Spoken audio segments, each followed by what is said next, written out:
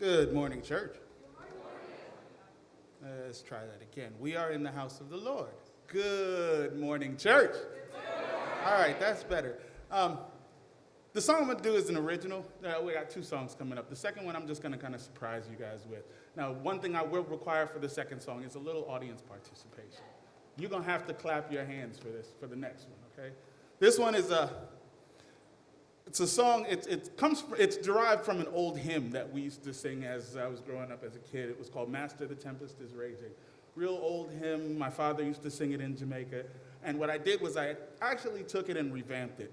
It's the story of when Christ was on the boat in the middle of the sea and the storms were raging and the waves were tossing them to and fro. And our awesome, mighty, and powerful God just looked at him after waking up out of a slumber and says, "What? You guys don't realize that I am the master of heaven and earth, and that the very winds and the waves obey my will, and all I have to do is speak and it comes into existence?" So that's kind of where this song came from. I pray God's blessing on you, and I hope you all enjoy it.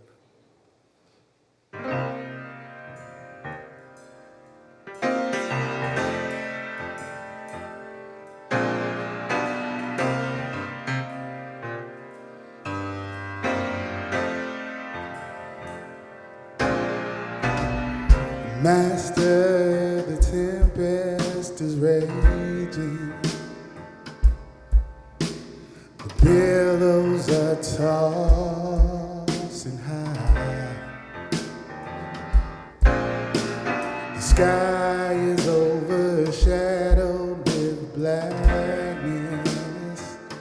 No shelter or help is nigh. Oh, Father, don't you even care if we perish?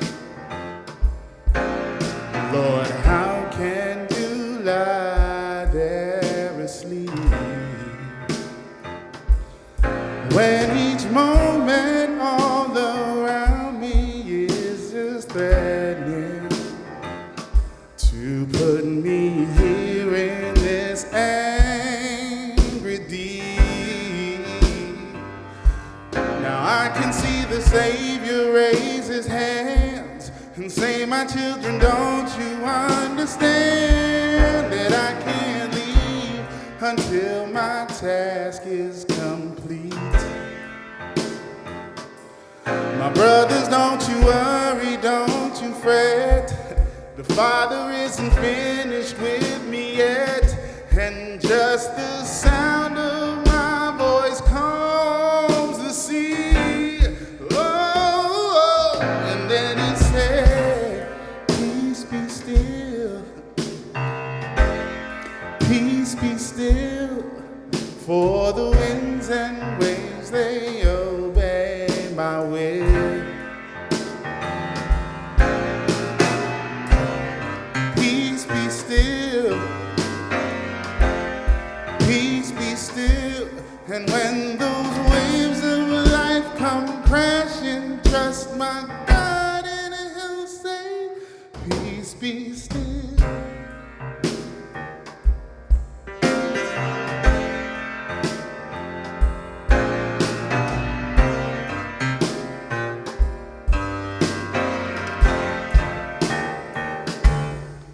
Now after these three words were spoken, there was not a ripple on the sea. He left all of his disciples in amazement. It was quiet as could be. Now Jesus tried to teach his friends a lesson that will forever stay on their mind. If you just trust in the Father, he'll fulfill his every promise, but in his time. So when the storms of tribulation throw you around and you feel like you have had your fill, he will fix your situation if it is his will. By saying, peace be still, peace be still, for the winds and waves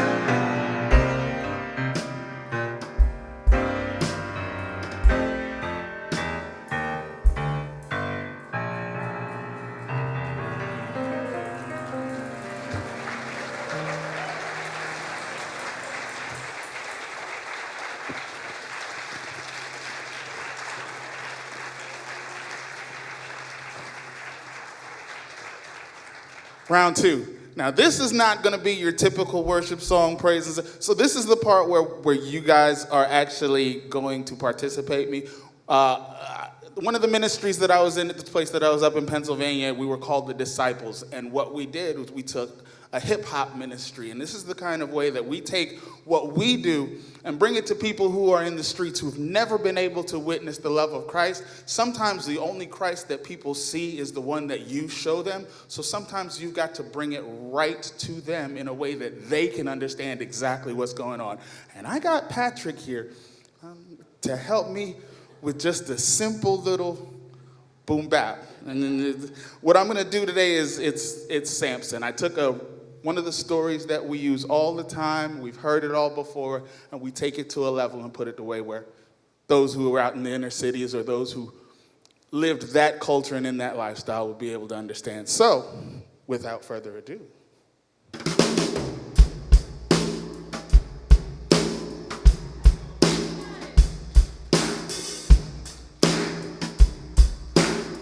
All right, goes like this. Check it. Now let me tell you a little story from long ago, and it's a famous story that most of you know. Now it started back in the Bible times. This is the way I'm gonna start my rhyme. There was a lady, and see, she wanted a son. So the Lord made her happy and he blessed her with one. But then he spoke, and here's what the Lord said. Don't ever let a razor touch this boy's head, cause I'm gonna make him strong and handsome. Now let's think of a name. Samson, that's cool, that'll be his name. And from his strength he'll gain fortune and fame. Now Samson grew up to be a big man. There wasn't a stronger man in all the land. And check it out, y'all. Oh boy was big. He could break a tree like a twig. Now Samson said, I'm tired of my life. So he went to the Philistines to find a wife. He met Delilah. And yo, she was so fly, she bragged, yo, check it out. I found me a smooth guy. She bragged and boasted and bragged. But then the high priest started to nag her. They said, hey, yo, where does he get his great strength? They gave her gold, silver, and silks and long lengths. With all the pressure, old girl just caved in. And she thought to herself, I can win his secret. Yup, he'll tell me.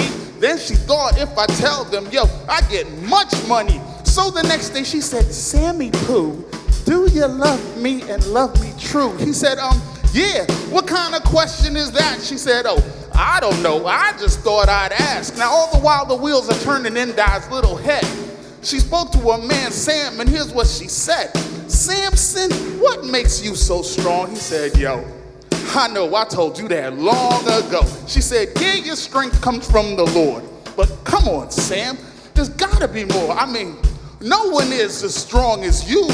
There isn't anything that you can't do. He said, Di, you're fly, with lips like roses. There's only one problem. Your mouth never closes. She said, what you saying, Sam? I got a big mouth?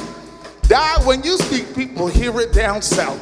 Okay, if I tell you, will you marry me? She said, sure. Oh, wait, I can't. You see, I kind of had a little date tonight. So then Sam said, fine, forget it, all right? She said, okay, what's your secret, dear? Turned around, shook his locks, and he said, it's my hair. Your hair? With its long length? You mean that's the secret to your great strength? She kept bugging. She said, that's a royal trip. And here all this while, I thought you was trying to be hip. Kept shaking her head and saying, man, oh man. And Sam thought, I gotta get a wedding band. Now, Di went to the Philistines to tell them what's up. They said, he'll get a nice haircut. They went that night and they shaved his head. And when he woke up in the morning, was as good as dead. They tied him, gagged him, blinded him too. There wasn't a thing that Sam could do. So they took him to the palace to grind corn in the mill and would laugh. Ha! He used to be king of the hill. Now later that year, it was party time. People laughed and danced and drank lots of wine. But then suddenly the crowd started to shout, bring that big goofy boy Samson out. When they brought him out, he was blind as a bat. Laughed. He ain't got muscle, it's a ton of fat. They all laughed and danced without a care, but then no one realized he was growing his hair. So he prayed to the Lord and said, let me come clean, and if you do, I'll die with the Philistines. Prayed to the Lord, said, let me come clean, and if you do, I'll die with the Philistines. Left hand on one pillar, his other on the right. He pushed upon the pillars with all of his might. And when the building fell, it was the end of it. And the strength might not be the gift you have. You might have the talent to make people laugh. Whatever gift you have, just remember this story. Always give the Lord God the glory, and I'm gone.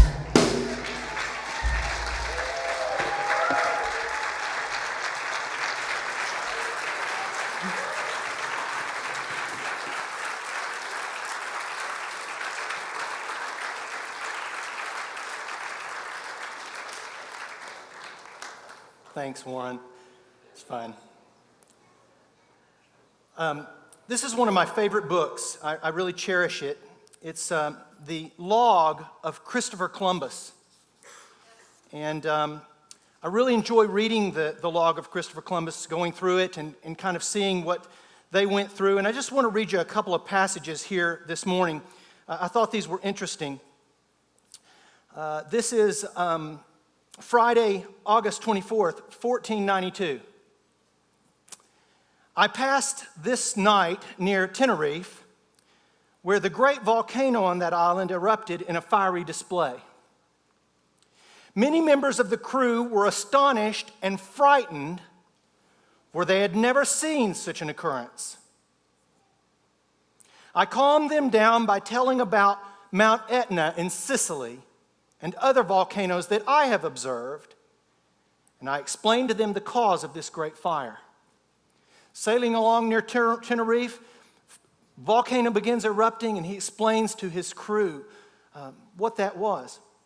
I thought this was a really interesting entry from Sunday, September 9th, 1492. Sunday, September 9th. This day we completely lost sight of land, and many men sighed and wept for fear they would not see it again for a long time. I comforted them with great promise of lands and riches. To sustain their hope and dispel their fears of a long voyage, I decided to reckon fewer leagues than we actually made. I did this that they might not think themselves so great a distance from Spain as they really were. For myself, I will keep a confidential, accurate reckoning. Christopher Columbus knew that his crew was fearful and afraid. And so he decided that he was going to make a lesser reckoning of the miles and nautical miles that they traveled so that the crew would think they were closer to home than they really were. That kind of fear exists in my life. I'm a little bit afraid to live with reckless abandon. I'm a little bit timid. When I go out on the sea and I go beyond the horizon and I can't see the land, my heart begins to palpitate and I become afraid. But most of us are like that. Perhaps not with the sea, but perhaps with flying or some sort of fear. And perhaps, just perhaps, all of us who call the name of Christ are just a little bit afraid of letting go and worshiping with reckless abandon.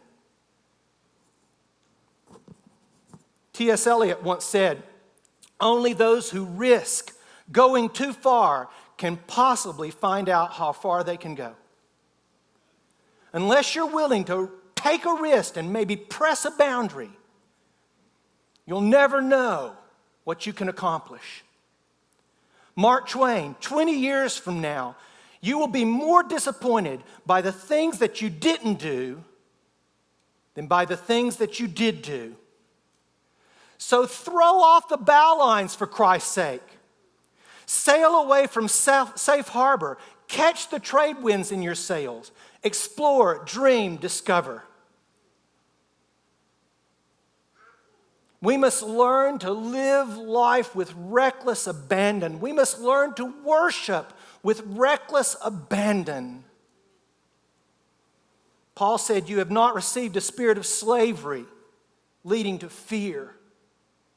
And yet so often we as Christians worry about the things we're doing. Is this right? Is this wrong? And so because we're concerned about whether it's right or wrong, we do nothing and we don't let go and sail over the horizon. Today we're going to talk about a story in 2 Samuel chapter 6, if you'd like to turn there with me. We're going to look at 2 Samuel chapter 6 and we're going to see one of the famous stories in the Old Testament. And in the end, this story is really about our worship. David had gathered all the chosen men of Israel, 30,000. David rose and went up with all the people who were with him to Baal Judah. Baal Judah, the name of a town in Judah. Baal Judah. Even the name of it bothers me. But he went down to Baal Judah to bring up from there the ark of God, which is called by his name, the very name of the Lord of hosts, who is enthroned above the cherubim. The ark of God is not in Jerusalem. It's not in the tent of the tabernacle. It's not in a temple. The temple hasn't been built yet. The ark of God is not in the tent. It's in Baal Judah. And David says, I'm going to go down there and bring up the ark of God. It's called by the name of the Lord, the very name of the Lord, who is enthroned above the cherubim. In verse 3, we pick up the story. They placed the ark of God on a new cart. They placed the ark of God on a new cart, that they might bring it from the house of Abinadab, which was on the hill. And Uzzah and Ahio, the sons of Abinadab, were leading the new cart. So they brought it with the ark of God from the house of Abinadab, which was on the hill. And Ahio was walking ahead of the ark. Meanwhile, David and all the house of Israel were celebrating before the Lord with all kinds of instruments made from fir wood, with lyres and harps and tambourines and castanets and cymbals. This was a percussive gathering, walking in front of the Ark of the Covenant, playing all these different instruments. Lyres, harps, tambourines, castanets, cymbals. And when they came to the threshing floor of Nason, Uzzah reached out toward the Ark of God and took hold of it, for the oxen nearly upset it. And the anger of the Lord burned against Uzzah, and God struck him down there for his irreverence. And he died there by the ark of God. It wasn't the lyres, the harps, the tambourines, the castanets, the cymbals that God was so much concerned about. Rather, it was the carrying of the ark of God in a way that he had expressly forbidden.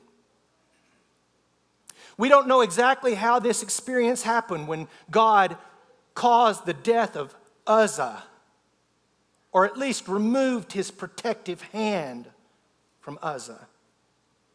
There are some commentators who believe that this happened with a blast of the Shekinah glory from the ark, sort of a Raiders in the Lost Ark kind of a thing. You know, the Shekinah glory was a pretty powerful thing, and when Solomon had his dedicatory prayer on the temple, fire came down from heaven and consumed the burnt offerings and the sacrifices, and the glory of the Lord filled the house of the Lord. This is the Shekinah glory. And was it the Shekinah that blazed forth divinity, shining forth, that destroyed Uzzah? To understand this, I want to call your minds back to something that we went through just a few weeks ago. It's a statement of Jesus in Matthew chapter 18, and it helps us to understand what the Shekinah glory is and what it's like. It's Matthew chapter 18, where Jesus said, where two or three are gathered together in my name, there I am in the midst of them. Where two or three are gathered together in my name, there I am in the midst of them. And remember, the Mishnah says this: where two sit together, study the Torah, the Shekinah glory rests between them. So Jesus in Matthew 18 picks up this phrase from the Mishnah, where 2 or 3 are gathered together to study Torah. There, the Shekinah glory rests between them. And he says, where 2 or 3 are gathered together in my name, there I am in the midst of them. Jesus is being profoundly clear here that he is the one who is enthroned upon the Ark of the Covenant. So when we see the Shekinah glory on the Ark of the Covenant and we begin to question, what's that like? It's like Jesus. The character of the Spirit of God is the same character of Jesus. Jesus said, if you've seen me, you've seen the Father. Philip said, show us the Father, Lord, and that's enough. And Jesus said, have I been with you so long that you don't know who I am? Jesus' character is the character of God. Jesus was meek and mild and gentle and kind, patient. So when Uzzah stretches out his hand toward the Ark of the Covenant, we cannot believe that God is angry like we get angry, vindictive like we get vindictive, judgmental like I get judgmental. We must believe that this is the compassionate God of the universe and that something has gone wrong here. Because you see, he gave them express direction on how to carry that Ark of the Covenant. And friends, it wasn't in the back of an ox cart. It wasn't to be put in the trunk of a car.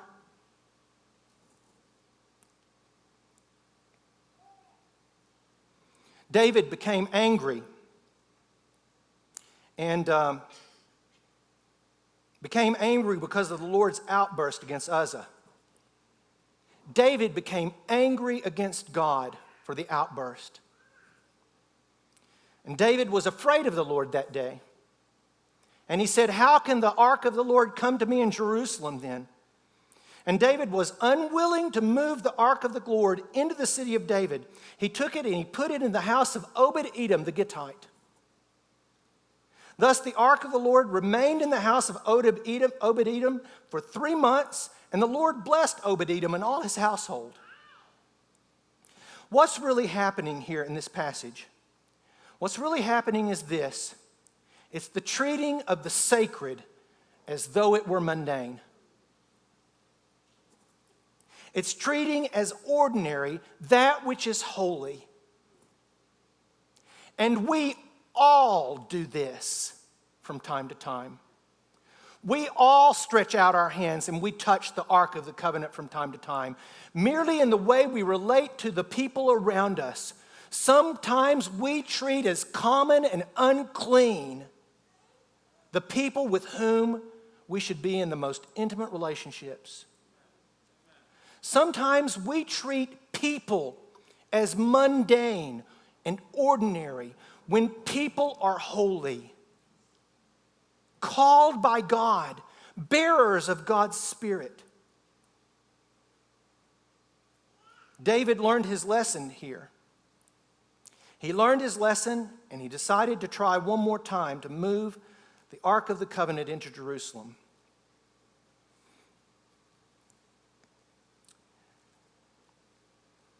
Now David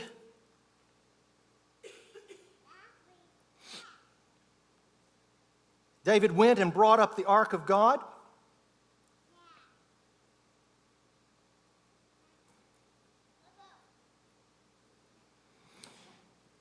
And from the house of Obed-Edom in the city of David with gladness. And so it was that when the bearers of the ark of the Lord had gone 6 paces, that they would stop and sacrifice an ox and a fatling.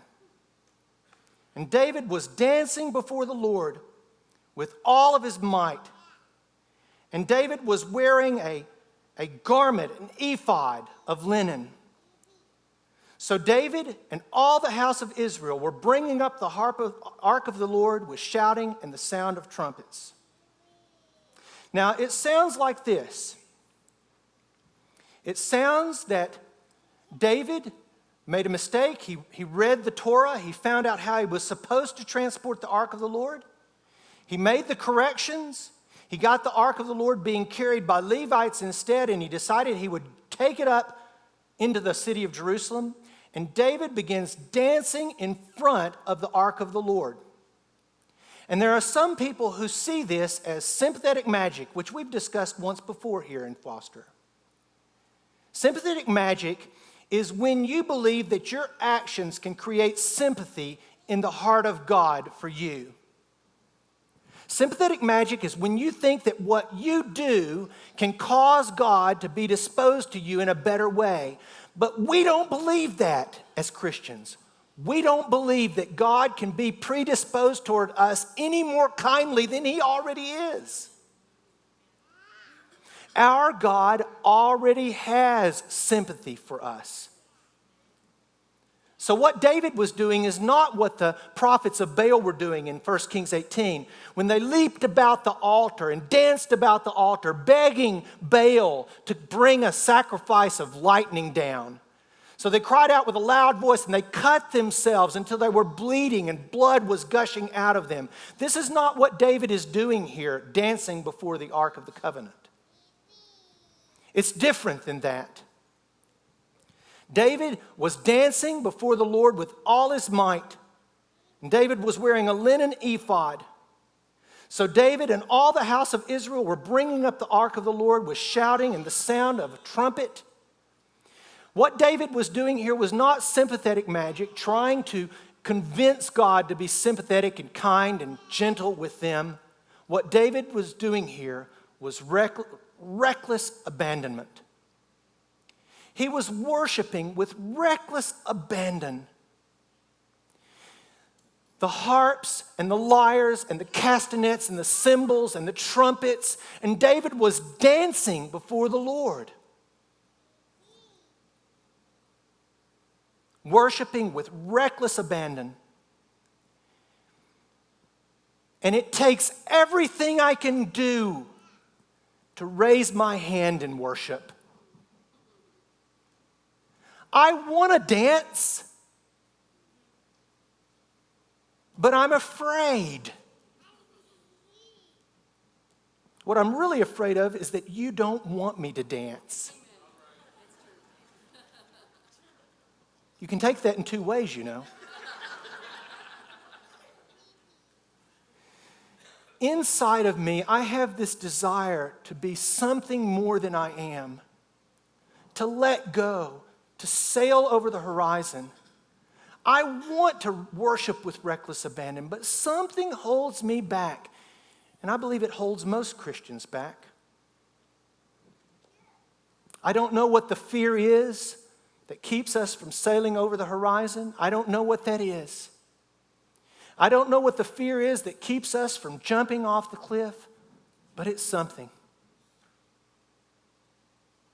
Fear mostly, I think.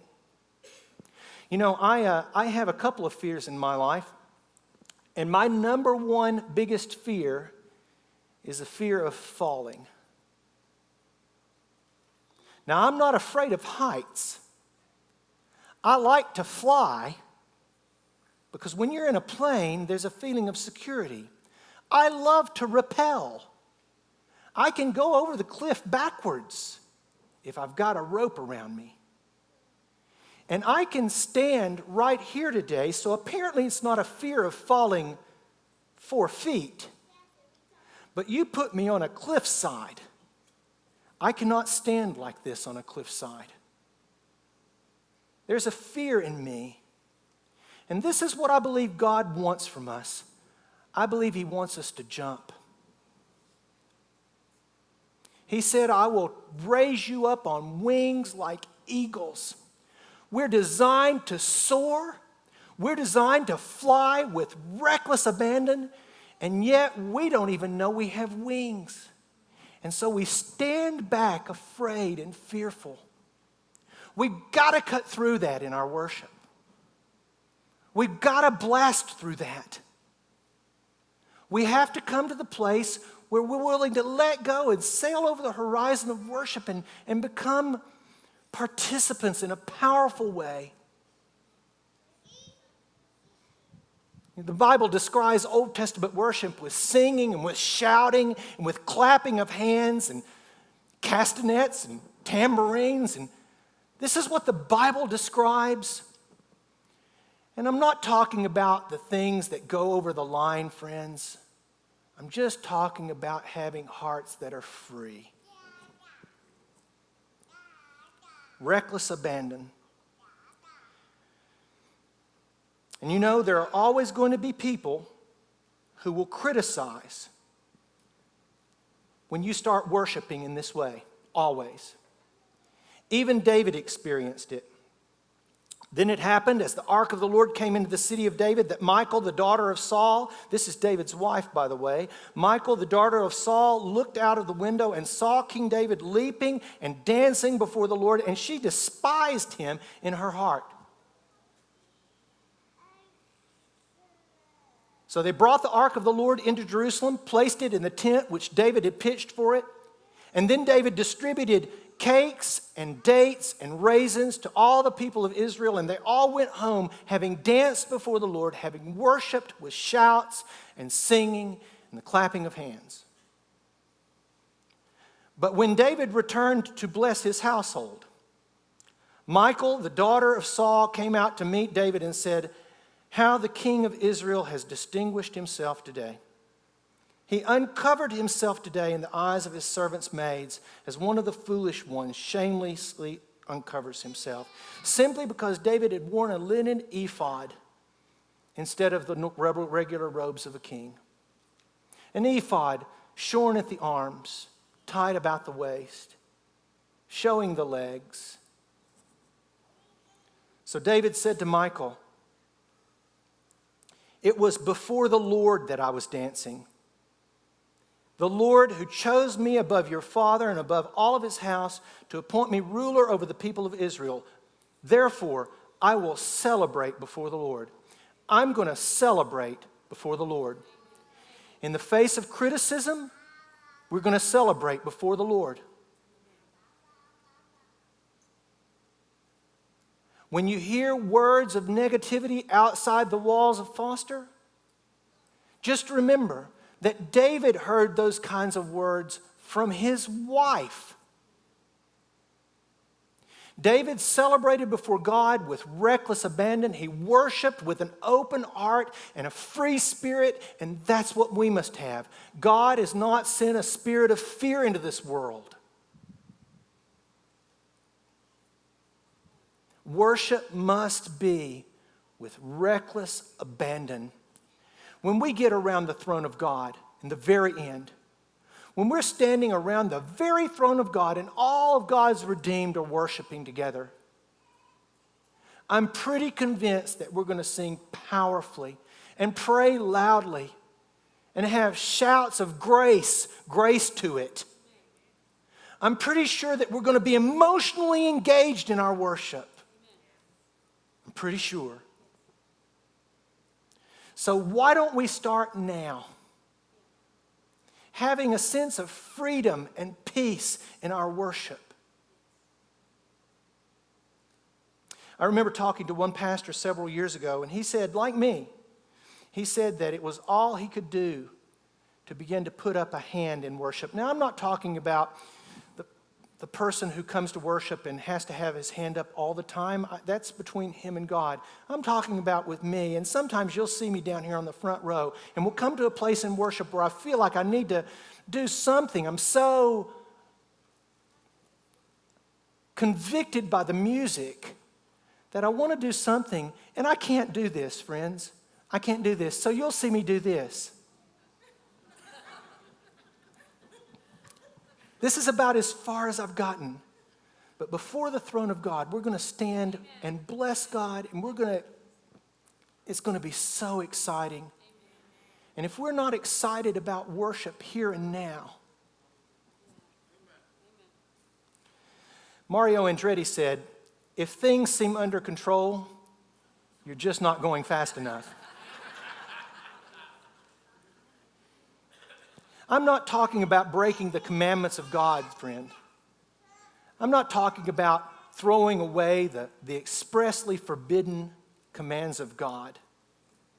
What I'm talking about is going as fast as we can in worship, going over the horizon. George Eliot said, "It's never too late to be what you might have been." It's never too late to be what you might have been. Years from now, when we're on our deathbeds, I'm pretty sure that none of us are going to say that we wish we'd worked more. Years from now, when we look back on our lives, don't you want to look back and on your deathbed be singing songs to God, praying to God, remembering scintillating moments of worship? We want to worship like David, to celebrate before the Lord with reckless abandon. This is what I'm asking from you. That you come here with a sense of freedom and power and participate in worship. Worship like there's no tomorrow.